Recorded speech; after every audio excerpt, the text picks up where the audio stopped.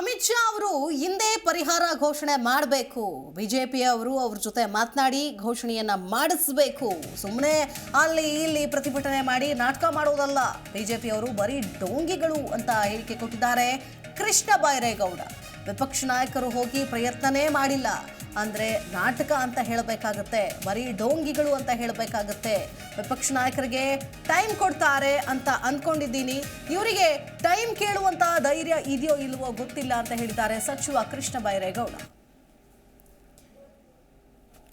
ವಿಪಕ್ಷದವರು ಬಿಜೆಪಿಯವರು ಇರ್ಬೋದು, ಜನತಾದಳದವರು ಇವತ್ತು ಅವರು ಒಂದು ಒಕ್ಕೂಟವನ್ನ ಮಾಡ್ಕೊಂಡಿದ್ದಾರೆ.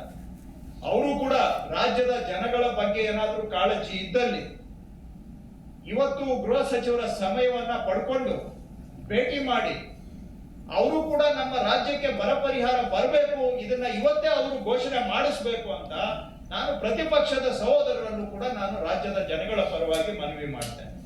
ಯಾಕೆಂದ್ರೆ ಸುಮ್ಮನೆ ಹೊರಗಡೆ ಹೋಗಿ ಅಲ್ಲಿ ಇಲ್ಲಿ ಪ್ರತಿಭಟನೆ ಮಾಡಿ ಇದು ನಿಜವಾಗಿ ಅವ್ರಿಗೆ ಕಾಳಜಿ ಇದೆ ರೈತರ ಸಂಕಷ್ಟದ ಬರಿಗೆ ಬರೀ ನಾಟಕ ಮಾಡ್ತಾ ಇಲ್ಲ ಅನ್ನೋದಾದ್ರೆ, ಯಾರು ನಮ್ಮ ರಾಜ್ಯಕ್ಕೆ ಹಣ ಕೊಡಬೇಕು ಅಂತವರು ಇವತ್ತು ನಮ್ಮ ರಾಜ್ಯದಲ್ಲೇ ಇರೋವಾಗ ಕನಿಷ್ಠ ಅವರನ್ನ ಭೇಟಿ ಮಾಡಿ ದಯವಿಟ್ಟು ಸ್ವಾಮಿ ನಮ್ಮ ರೈತರು ಸಂಕಷ್ಟದಲ್ಲಿದ್ದಾರೆ, ಹಣ ಬಿಡುಗಡೆ ಮಾಡಿ ಅಂತ ಹೇಳಿ ಹಣವನ್ನ ಬಿಡುಗಡೆ ಮಾಡಿಸಿದ್ರೆ ರಾಜ್ಯದ ಜನತೆಯ ಪರವಾಗಿ ಕೇಂದ್ರ ಸರ್ಕಾರಕ್ಕೂ ನಾನು ಧನ್ಯವಾದ ಸಲ್ಲಿಸ್ತೇನೆ.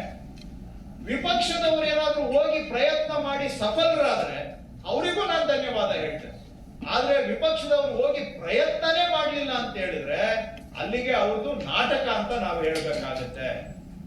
ರಾಜ್ಯದ ಜನಗಳಿಗೆ ಪರಿಹಾರ ಕೊಡುವ ವಿಷಯದಲ್ಲಿ ಪ್ರತಿಪಕ್ಷದವರು ಯಾವುದೇ ನಿಜವಾದ ಕಾಳಜಿ ಇಲ್ಲದೆ ಬರೀ ಡೋಂಗಿಗಳು ಅಂತ ಹೇಳಬೇಕಾಗುತ್ತೆ.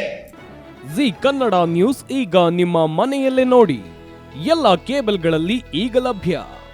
ಸನ್ Direct 292, Jio TV 1334, U digital 162, City cable 51, GTPL 17, Abhishek cables 821, Rockline telecommunication 51, Shri Basaveshwara number 60, Vinayaka digital number 53, In digital number 896ರಲ್ಲಿ.